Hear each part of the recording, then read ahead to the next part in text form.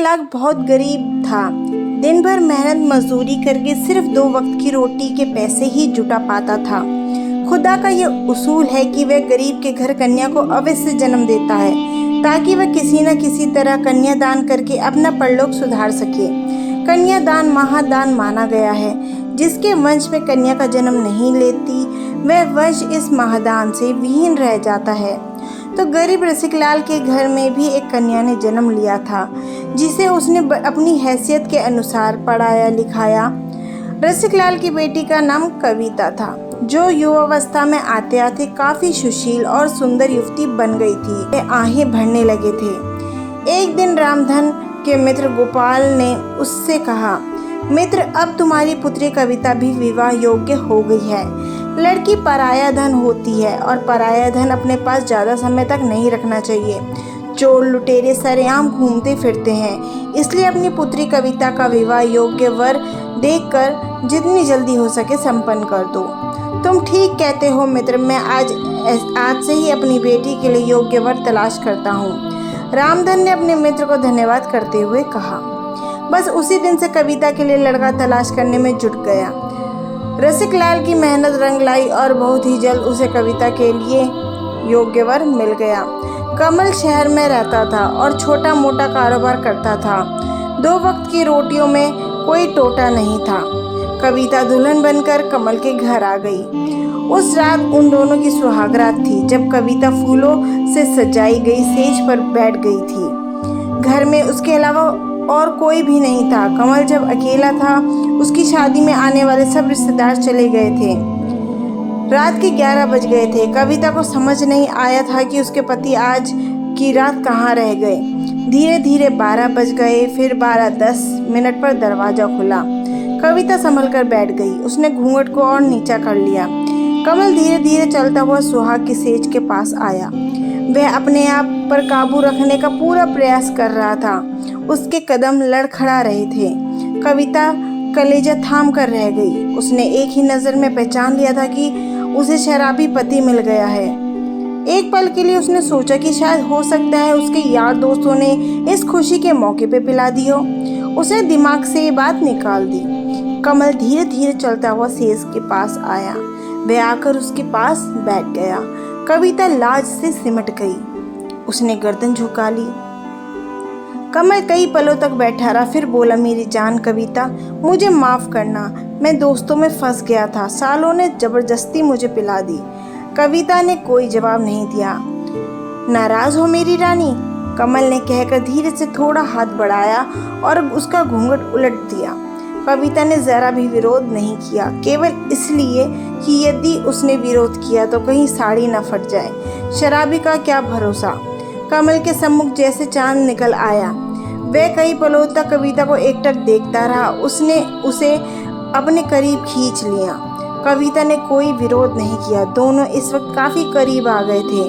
उन्हें लगा जैसे वक्त थम सा गया है, लेकिन यह उनका वहम था। रात मंथर गति से बीत रही थी। कमरा अंधकार में डूबा हुआ था। कविता सुबह उठी और घर के काम में लग गई। उसके यहाँ और कोई नहीं था जो कि काम में उसका हाथ बटाता। कमल काफ़ी देर से उठा क्या, कविता ने उठाया था चाय बनाकर। कमल ने चाय पी ली। कविता खाना बनाने में लग गई। उसका ख्याल था कि कमल अपने काम पर जाएगा, लेकिन वह काम पर नहीं गया। जब कविता ने पूछा कि आप काम पर नहीं जाओगे क्या, तो उसने कह दिया, अभी 2-4 दिन कहीं नहीं जाना। 5 दिन हो गए कमल काम पर नहीं गया। 6ठे दिन कविता ने उससे कहा, अब आपको काम पर जाना चाहिए। यदि काम पर नहीं जाओगे तो घर के खर्च कैसे चलेगा? सब चल जाएगा, तुम चिंता क्यों करती हो? कमल ने कहा, कमा भी लेंगे, अभी कौन सी आफत आ गई है। फिर कविता ने कुछ नहीं कहा। 1 सप्ताह बीत गया। कमल हर रात को पीकर आता था और उससे चिपक जाता था, जैसे वह उसकी वासना की तृप्ति का समान हो।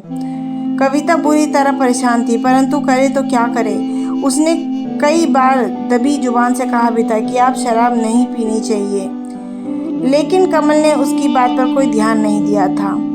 उसके घर के उसके पिता आए और कविता को कुछ दिन के लिए अपने साथ ले गए। 2 दिन बाद कमल उसे फिर ले आया। उस दिन शाम को कमल के 2 मित्र घर में ही आ गए। उन तीनों ने एक साथ बैठकर शराब पी। कविता को ये सब अच्छा नहीं लग रहा था, परंतु करती तो क्या, मजबूर थी। वह जाकर अपने कमरे में बिस्तर पर बैठ गई। इसका पति और उसके मित्र 11 बजे तक पीते रहे। रात में 11 बजे तक कविता बैठी ही रही। उसे नींद नहीं आई और दोबारा से फिर वो सो गई। उसका तो ये रोज का काम था। उसकी आंख तब खुली जब किसी ने उसे दबोच लिया था। उसने आंख खोलकर देखा तो वह उसका पति नहीं था। तो उसने देखकर उसको चीखना चाहा तो उसके मुंह पर हाथ रख दिया गया। काफ़ी देर तक संघर्ष चलता रहा। आखिर में कविता को दबोच लिया, किसी हिरनी की भांति, जैसे कोई सिंह दबोच लेता है। कविता रोती रही और उसके चुंगल में कसमसाती रही, पर उसकी इज्जत लुटती रही। वह सोच रही थी कि उसका पति किस काम का, जो इस बात का भी ज्ञान नहीं है कि उसकी पत्नी के साथ क्या हो रहा है। उसके पति का वह साथी अपनी मनमानी कर यानी कि उसकी इज्जत लूटकर वहां से चला गया। रात्रि के 3 बजे उसका पति कमल उसके पास लड़खड़ाते हुए कदमों से आया। उसने कविता को छूना चाहा तो उसने दूसरी तरफ उसको धकेल दिया। वह पलंग के नीचे गिर पड़ा। बेशरम, तुम्हें डूब मरना चाहिए, कविता ने पागलों के समान चीखते हुए कहा। क्यों, क्या हुआ?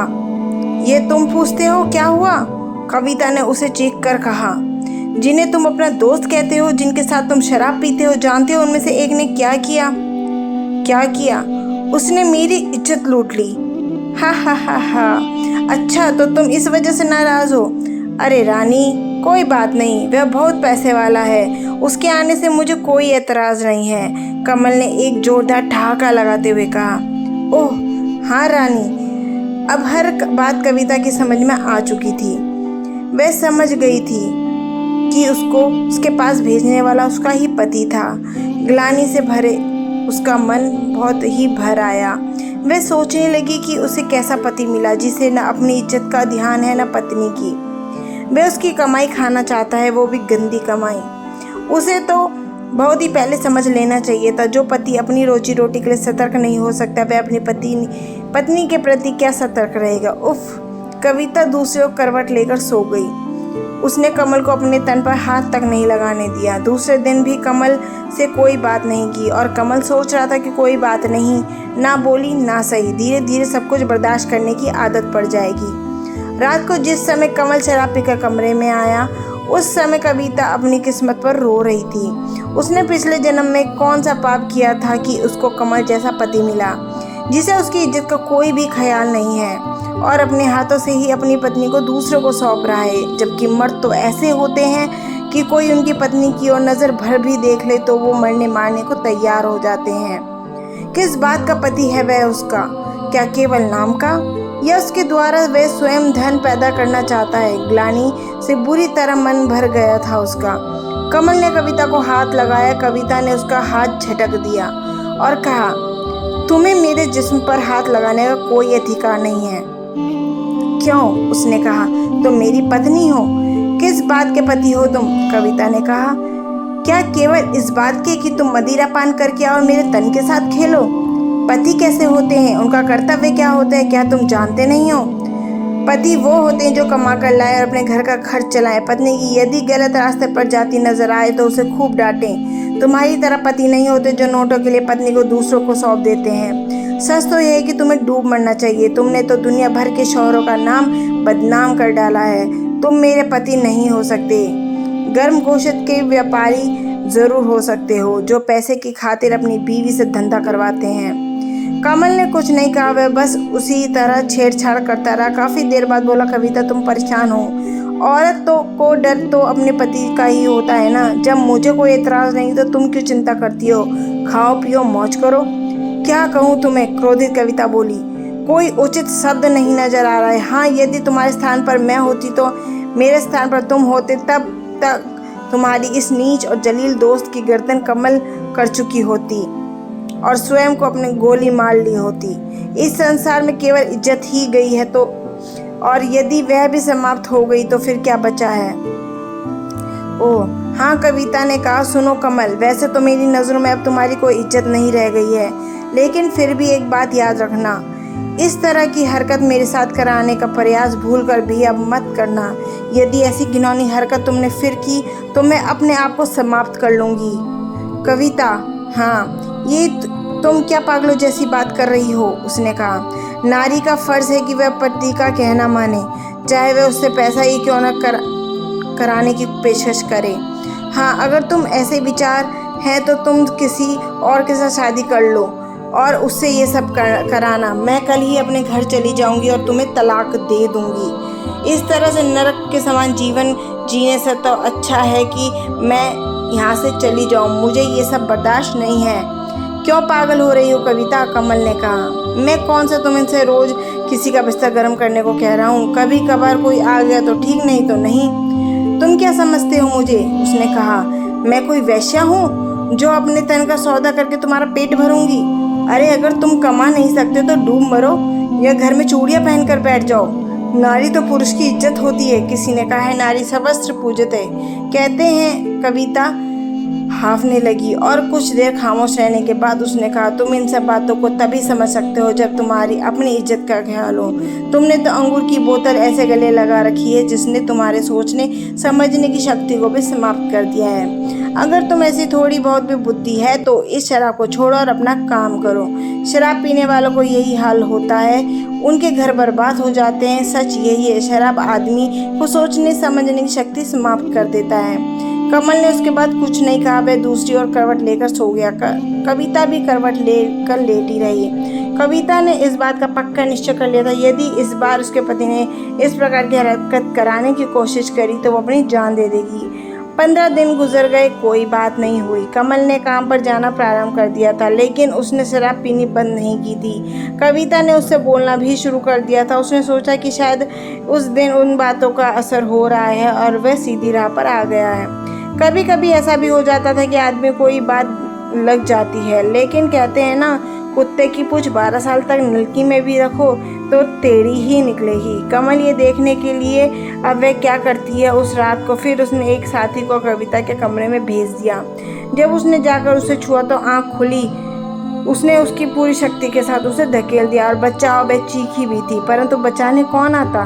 उसे भेजने वाला तो उसी का अपना पति था, जो अपनी ही पत्नी का शरीर बेचकर उसकी कमाई खाना चाहता था।